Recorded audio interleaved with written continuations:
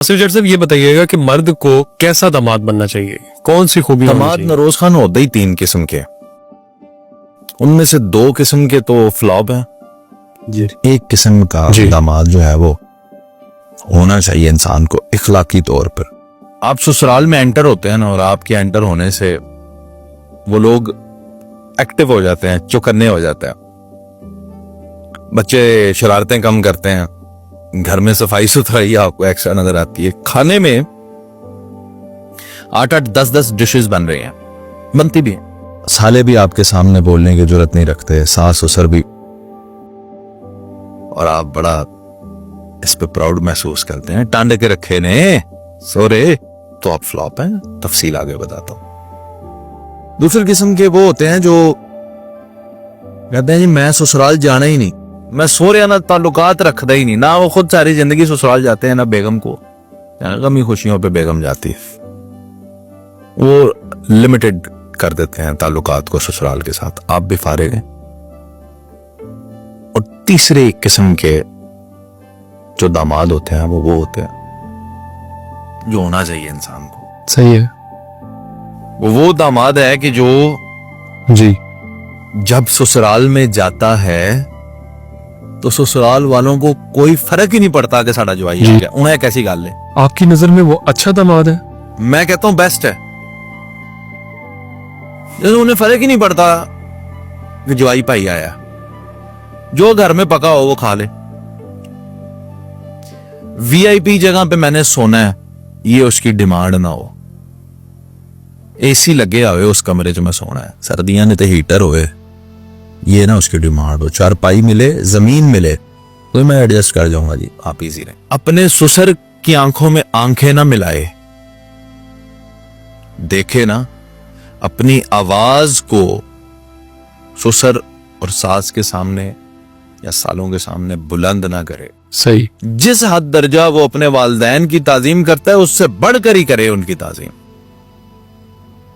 अब पूछें वजह क्या है इस बात की। यार नरोज खान, जिस बेटी को बाप ने, भाइयों ने, मां ने इस तरह पाला होता है कि उसके एक बाल के सदके वो अपनी जान भी कुर्बान कर सकते हैं, मर मिट जाएं, उस एक बच्ची की खातिर वो पूरी की पूरी मां बाप की लाडली बच्ची उन्होंने हवाले कर दी आपके। सही। अब आपकी आला ज़र्फी ये है कि उनकी उस कमजोरी, उस बच्ची के शोहर होने के नाते आप जो हैं वो अकड़ाएं, वहां पे जनाब आप अपना रोप बनाएं, आप उनको ये एहसास दिलाएं तो मैं तो अड्डा जवाई हां। अनफेयर, अनएथिकल, बल्कि ये एहसास करें कि उनके सामने उनको कभी ये ना लगे कि आप कोई आकड़ खान इंसान है। चाहे आप बाहर कोई नाडू खान भी हैं, उनके सामने झुक जाएं, उनको कभी भी एहसास ना दिलाएं कि आप एक कोई बड़ी तोप चीज है, क्योंकि उन्होंने आपको अपनी बच्ची दी है। उसका एहसास करना है रिश्ते का आपने, और अपने आप को बड़े ही लीनियंट, बड़े ही वहां पे फ्रेंडली रखना है, सॉफ्ट रखना है, ताकि उनको एहसास ही ना हो कि कोई बंद, तो आप कामयाब है। सही है। अब अगर आप वहां पे जाते हैं या आपने उनको ऐसा रखा हुआ है जैसे कहते हैं टंड के, तो वो जाके वो बड़े चौकन्ने हो जाते हैं, एक्टिव हो जाते हैं आपके आने से। ओ भाईजान, आपको अगर ये लगता है ना वो आपकी इज्जत कर रहे हैं, वो आपकी इज्जत नहीं कर रहे, वो बस बेटी के हाथों मजबूर है। इज्जत तो ये है कि ससुराल वाले आपको देखकर उन्हें फर्क ही ना महसूस हो। मेरी बात सुनो, मर्द को अल्लाह ने हाकिम पैदा किया, ये हुक्मरान और बादशाह फितरत है। ये ना मां बाप दे थले लगता है, ना सस सोरे दे थले लगता है, ना बुढ़ी दे थले लगता है। सही है। सारे रूमर्स हैं, मिथ हैं, कोई ऐसी बात ही नहीं है। मर्द नीचे लग ही नहीं सकता, मन मर्जी का मालिक होता है। ये मर्जी का मालिक है। किसी ने अगर ये इन्हों थले लाने का शौक है ना, तो एक दिन फटेगा। कोई नहीं, ये सारी बातें जो है ना, ये हैं फजूल। लेकिन जवाइयों के जो रवैये हैं ना, ये आपने अच्छा सवाल किया, इनके अंदर मैं समझता हूं कि सॉफ्टनेस और काइंडनेस आनी चाहिए। हर रिश्ते के कुछ एथिक्स हैं नरोज खान साहब। एक बेटा बनना ये भी एक इसके भी एथिक्स है। बिल्कुल ऐसे। बेटी कैसे बनना है, बाप कैसे अच्छा बनना है, माँ कैसे अच्छी बनना है, इसी तरह जवाई बनना भी इंतहाई रिस्पॉन्सिबिलिटी का काम है। और इसके अंदर अगर आप रिस्पॉन्सिबल नहीं है और आप उनको ये फेस करवाते हैं तो खुदा की कसम अन करीब तुमने भी बाप बनना है। और जो जवाई होता है ना नरोज खान साहब, वो सास का नहीं होता, सास का नहीं होता। सालियों का भी नहीं होता।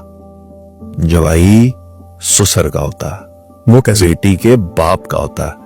जवाई सालों का होता है। ओ भाई, वहां अना टकराती है ना, सही। वो कितना कोई पिंड का बड़ा चौधरी होगा जी। जिसके आगे लोग ऐसे सर झुका के बैठते होंगे, अब तुम उसके जवाई बन गए हो, वो तुम्हारे आगे सर झुकाता है। यार, उसकी इज्जत और वकार का ख्याल करो।